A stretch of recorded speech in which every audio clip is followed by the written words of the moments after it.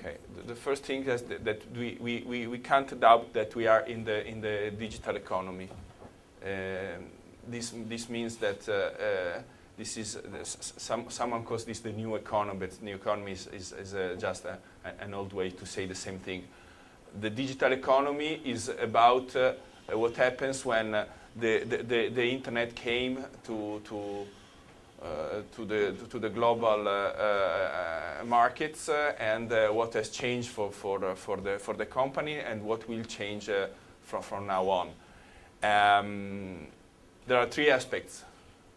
The first, that we cannot doubt that we are in the digital economy, because this seems to be an obvious statement, but you know that the entrepreneurs usually refuse to accept this change, because they don't are skilled on technologies, on interfaces. They don't go to the web. They were accustomed to do business in other ways, but this is something that we must state for as the starting point of our discussion. The digital economy is global, because you know, we are connected, and you can reach the same information, and you can put in contact people, companies from all over the world in the same way, so no matter where you are. Fosters intangible goods, so knowledge is a big value in digital economy, and if you compare to the traditional economy, the digital economy values a lot these aspects of intangibility, so the identity. So the way of getting contact, the relationships, all these aspects are very, very relevant compared to the traditional economy, where the price, the quantity, the goods were the main pillars of all the business planning and development. And it is intensely interconnected. This is also important, because at first, when we started with the digital, we had just a computer, maybe one computer in a company, and this was connected just with the email and some web. Now we are interconnected with a lot of devices, wearable devices, you know, the smartphone, everybody knows, but also in the near future we'll have Google Glasses and watches and all these things that will make us getting and exchanging information more often and in a more complex way. So what is the environment? The environment, it's about multi-channel. So in the left part of this slide you can see the enterprise, and the right part there are customers. And you get in contact with several kind of devices. Later we will speak about also in which way we get into the relationship. But now we just focus on the devices, because what is changed is that the technology with the enabler aspect of all this set has changed a lot in the last 5 years. And if you see, maybe we are talking about smartphones and PCs, for example. We are two channels which can interconnect customers with enterprises. You know, in 2000 last year, in 2013, we had more smartphones than PC connected to the internet. And this changes a lot, because mobility means that you can access information, not just when you sit down at home or in the office, but everywhere. And so we will see what changes can bring this. And the other data I will bring you is that half of the local searches are performed on mobile devices. Okay, you know that a mobile device can have information which is related to the place where you are. If you want to for example, to know which companies most of you work in the tourism, and you know if you want to have the best restaurants or the best hotels, you have many applications that can bring you the information where is needed. And this has changed dramatically the way that restaurants and hotels do marketing, because if they are high on, for example, TripAdvisor, which is known by everybody, they will get a lot of customers. If they are low, they are trying to find a way to raise in the listings and get a higher rank than before. So this is an example because you are working with tourism. And before, this is the old way. This is how the decision of purchasing a service or a good was made. This is a slide by the McKinsey group. It's very famous. It's called the funnel. You know, the funnel that brings the unknown to the loyal customer. Okay. The first step is about awareness. So, for example, if we take the Coca-Cola, the first step is taking to know that Coca-Cola is something. I don't know it's a soft drink, but I know it's something. So the awareness is the first step. The brand must be exposed somewhere. Then the people, so a lot of people sees the brand, and you know that, for example, Coca-Cola in the traditional way of doing marketing was a big spender is a big spender in advertising. So their brand must be widespread all over the world. So you need big budgets to do this. Then the people that sees the brand gets familiar with the brand, because they know that Coca-Cola is a company which makes a soft drink. And this is the second step. And less people is interested, of course, compared to the first, that they are aware of the existence of the Coca-Cola. The second is a group of them gets familiar with the brand, then consider to buy.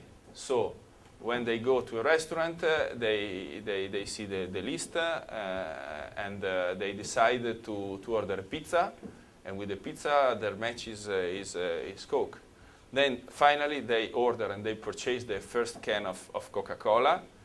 And after all, every time they go to a pizzeria and so on, they will buy again. Okay? So this is how it was. So if you weren't big, you couldn't afford to enter in the soft drink market, for example, because it was just about big groups and big budgets to promote and so on. Now, if you see, we have plenty of new producer of soft drinks. We are small. In Italy, for example, we have some producer of Chinotto, of tonic water, which are small.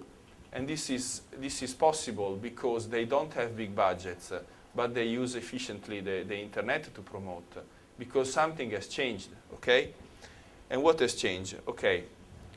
We have new purchasing habits. This is just an example of how the purchasing habits are changing.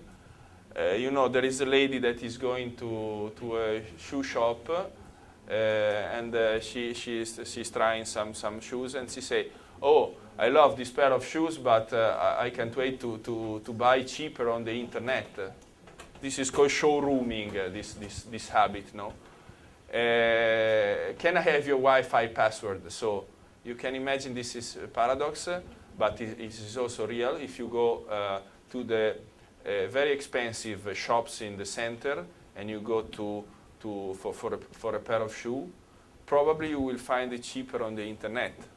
And so the real and the digital world merge in these new consumer habits. And so you can say that a major brand of shoe doesn't have to sell on the internet because it's impossible. Someone will sell your shoes on the internet. So you have to face this, which can be a problem of merging the two different channels, the real and the digital one. Okay? So how this is also the sequel of the first slide about the funnel. How has changed this way of purchasing, and why also the small and medium enterprises have chances to success in the digital economy. Let's take the shoes, for example. It's not triggered by awareness and consideration and so on, the purchase, but it's triggered by an event. For example, I got a bag, a red bag as a gift for my birthday, and after I never considered to buy red shoes, but since I have a new red bag, every time I go and pass by a display, I see the red shoes, and then when I go to the internet, my eyes is attracted by red shoes and so on, because before I didn't consider that, but there is an event that triggers this, which is I have a red bag to match with red shoes that I don't have actually.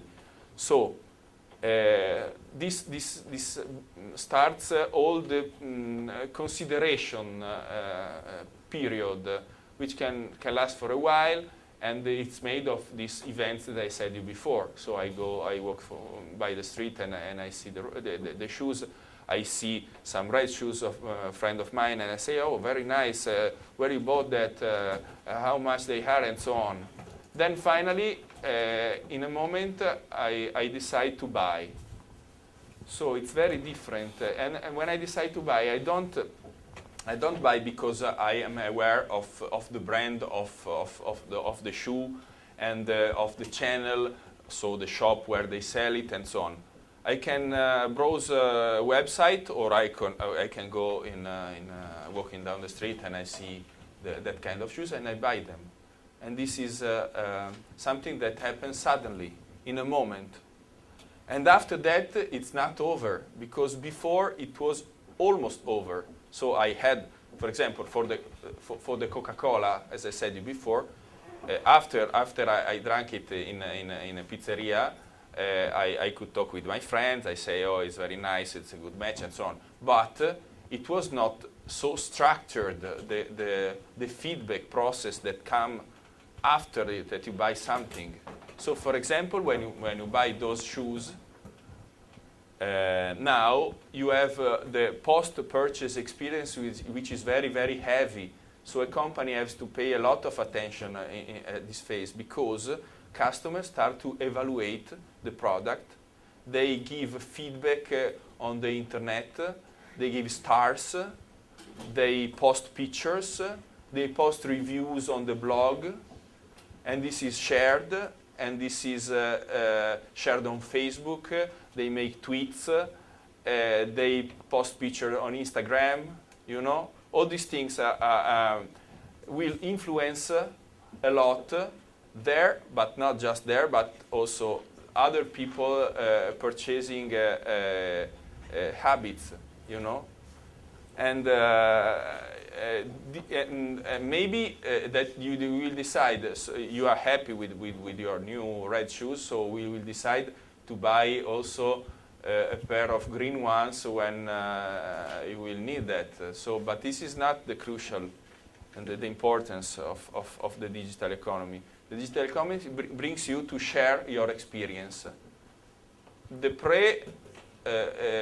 experience is also as important as the post-experience. So this is something that has changed very, very, very deeply. And this is another slide which is from Forrester Research, which is another major brand in IT technology consultancy. And you see, before the funnel was straight, so the opportunities came from left, and they will come buyers in a straight process. Now, the things are very different because the opportunities are influenced by peer reviews, by recommendations for friends, by user-generated content. You know, user-generated content is something new in the web because web started as similar to the old economy. Now we say there is Web 2.0, which is we can be defined by this aspect that the users can participate, they can post comments, they can post reviews, they can participate. So user-generated content is that part of the content which is not generated by the firm, but is generated by the people. And this has the greatest value because, you know, as a company, I can say whatever I want. I can say my hotel is wonderful with nice view on the sea and restaurant is perfect and so on, you know.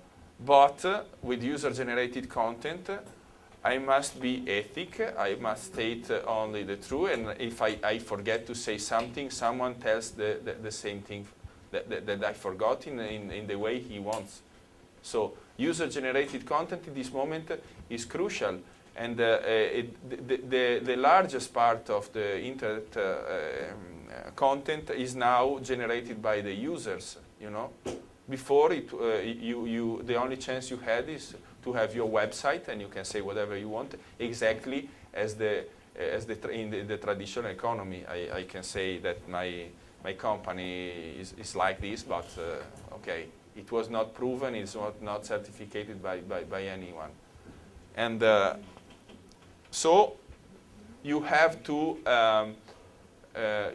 consider very carefully how the things are said and spread, and you have to answer to your comments, and you have to participate with your customers. So there are not two different levels, the level of the company and the level of the consumer.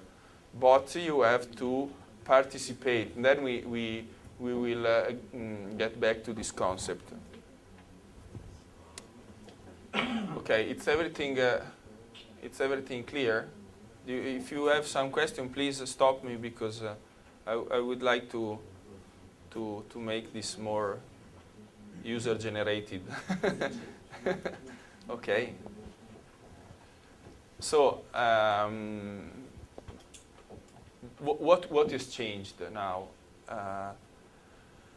In the next slides, I put some points which are relevant to analyze the shift of habits between the traditional towards the digital economy.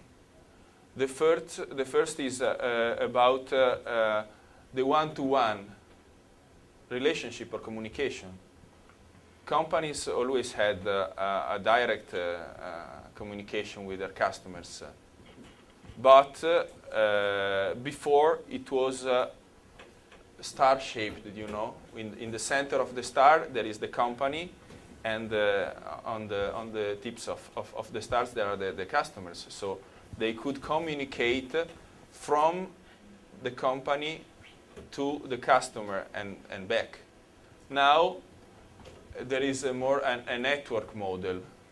So a network model involves in the same network with not hierarchy, the customers and the company and the other customers, and they are in the same level, and they can interact in several different ways than before. Okay. The communication once was made by traditional advertising, which was about, as I said before, big budgets,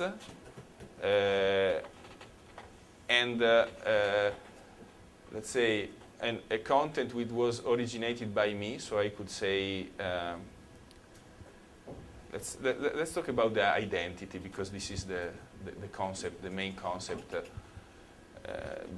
I could decide that my identity, and then I could communicate my identity. For example, I could say, that I am. I want to sell luxury goods, and I could make the picture of this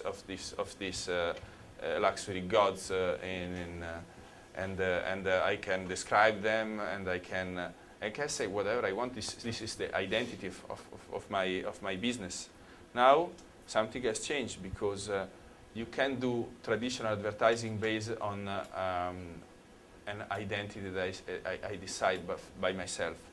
But you put your products and your services in a networking environment, and you know, probably you are not the most expert person in your own products. This is very strange to say, but for example, if you do knives, or if you run a hotel business, probably there is someone that knows more than you about your own business. Let's take another business, for example, automotive. The most expert people about a new BMW motorbike is not BMW, but are the users. They know more than the company itself.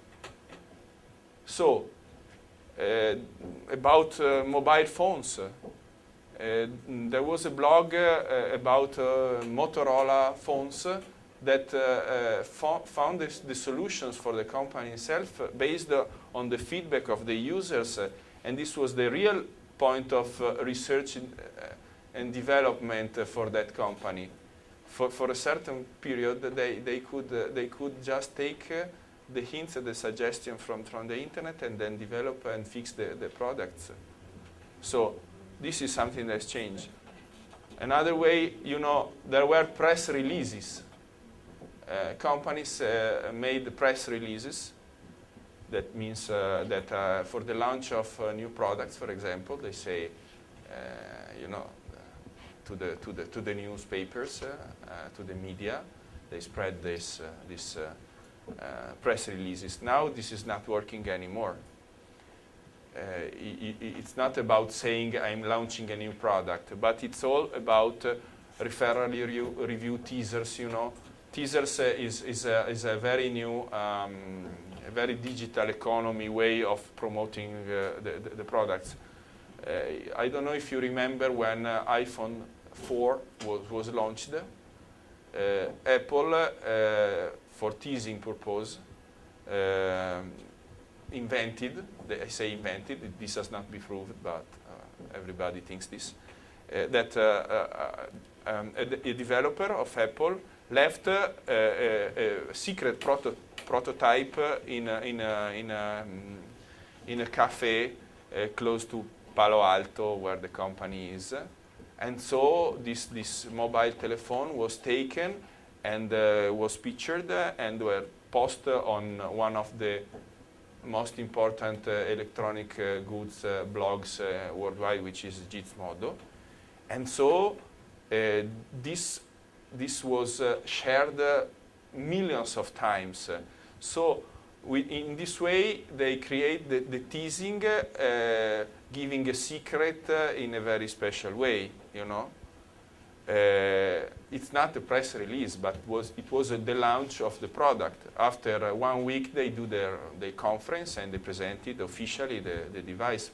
But people saw the pictures, and there was a big expectation about the features, because the cellular phone was not usable. So this is what can change how to launch a new product.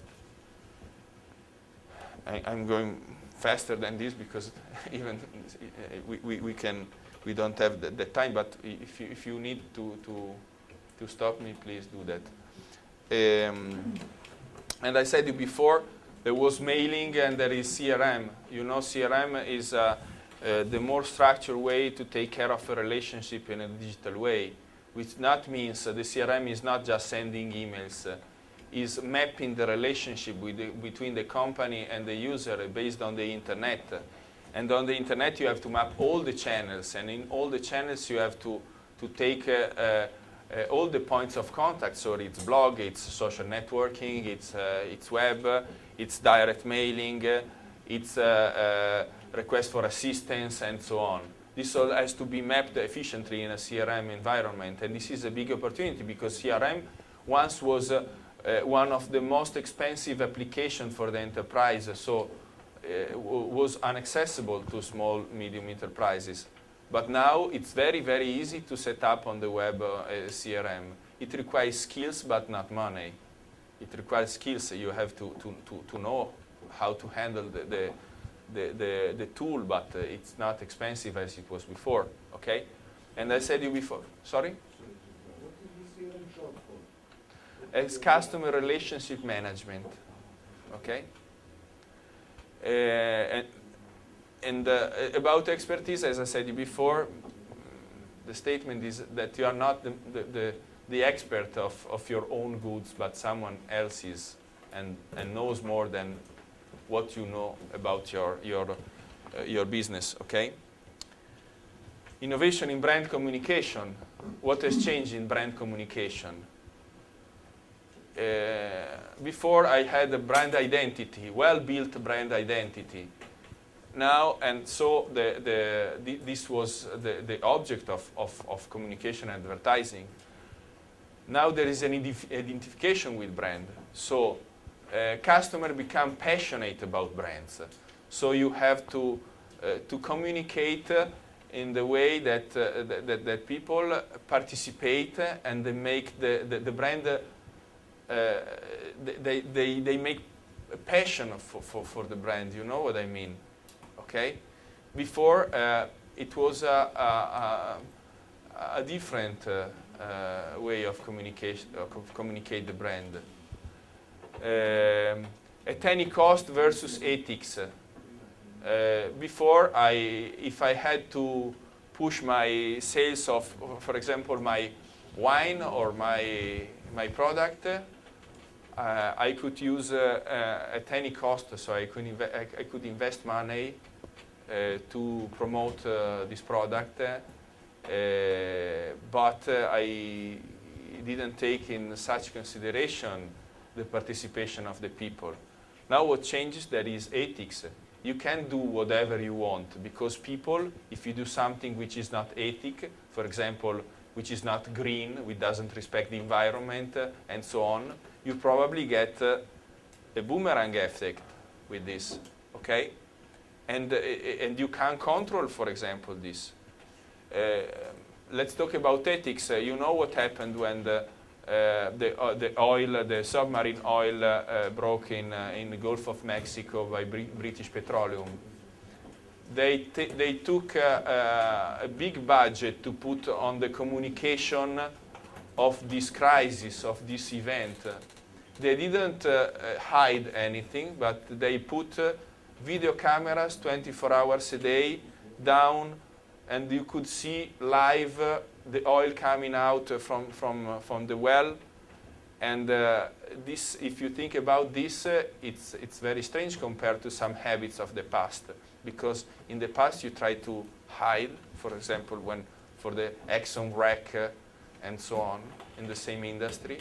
But now, if you are transparent with your customer, if you have ethics, if something goes so very, very bad occurs as environmental disaster as that of British Petroleum, you can still act to save your way of behavior.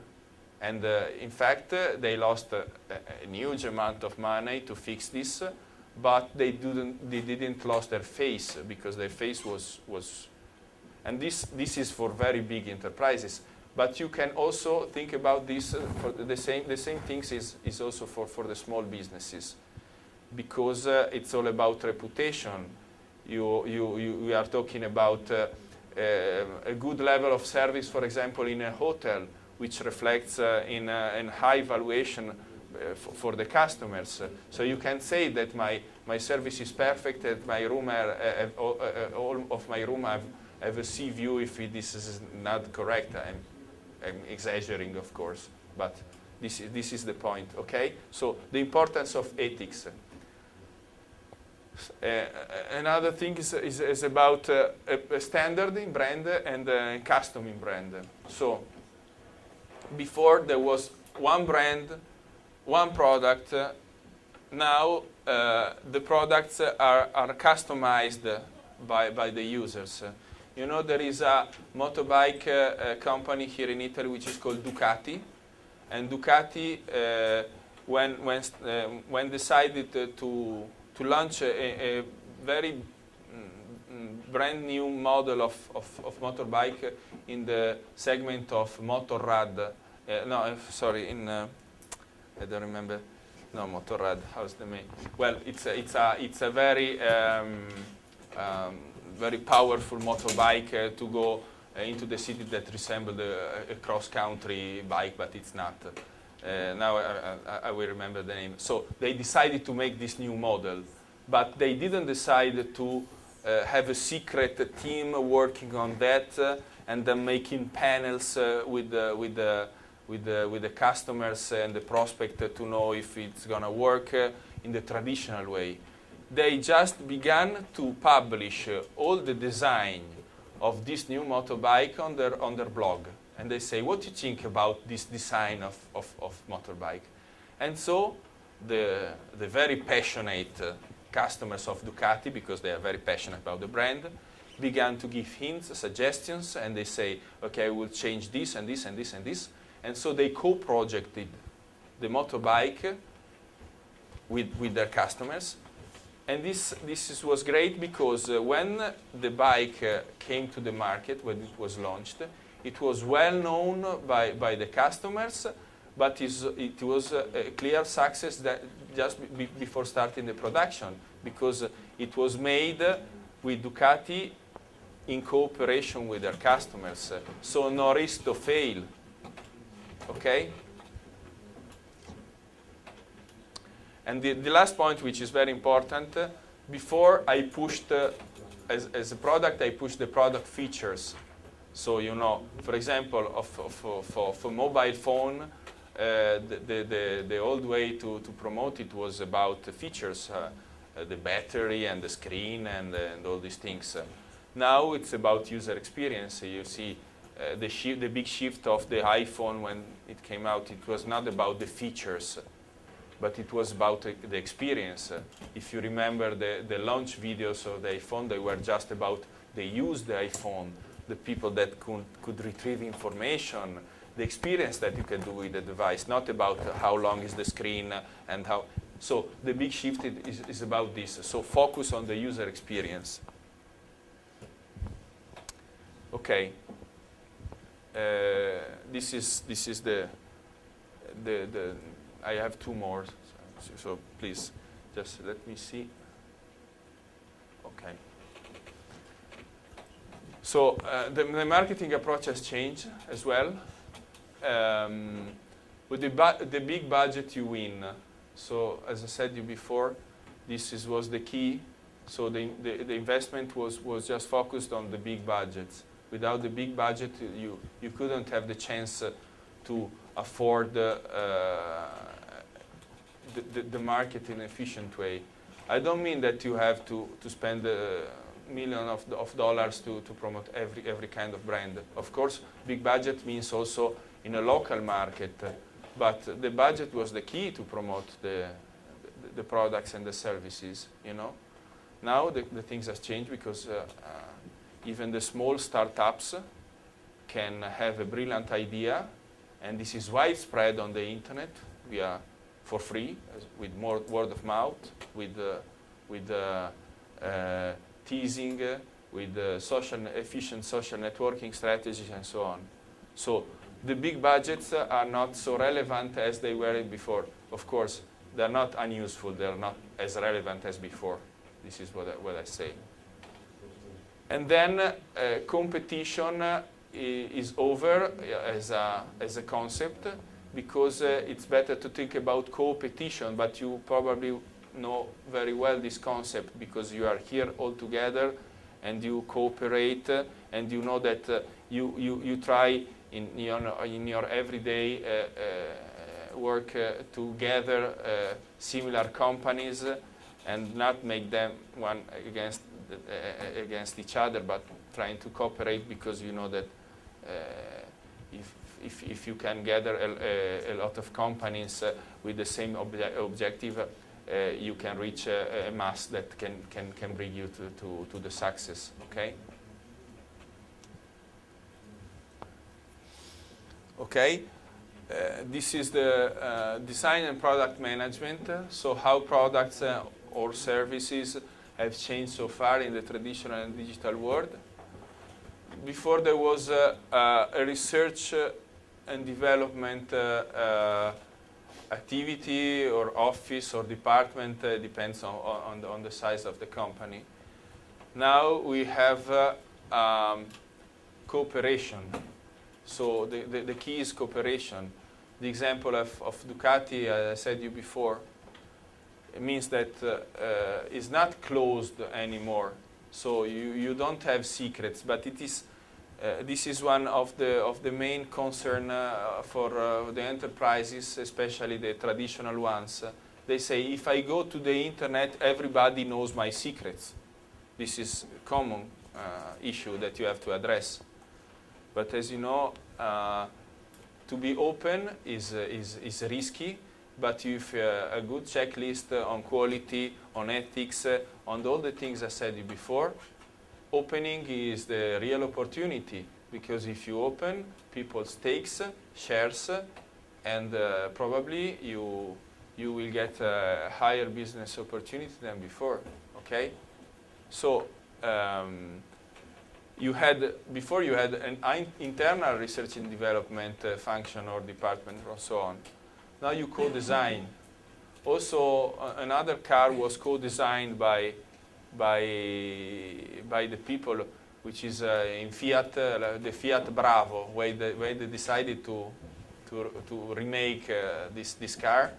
They decided to make an operation on the web, and then user could give all the hints to make this car perfect for their purposes. So this was another point, but there are several ways of doing this, and best cases that I can bring it to your attention.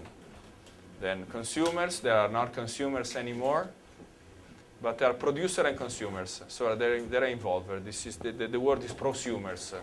So this is used. This word prosumers is used in several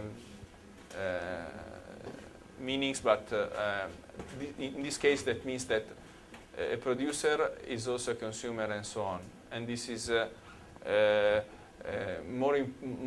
most important thing is about participation. So the people is participating in the process of making new products and in the process of maintaining the product portfolio of a company.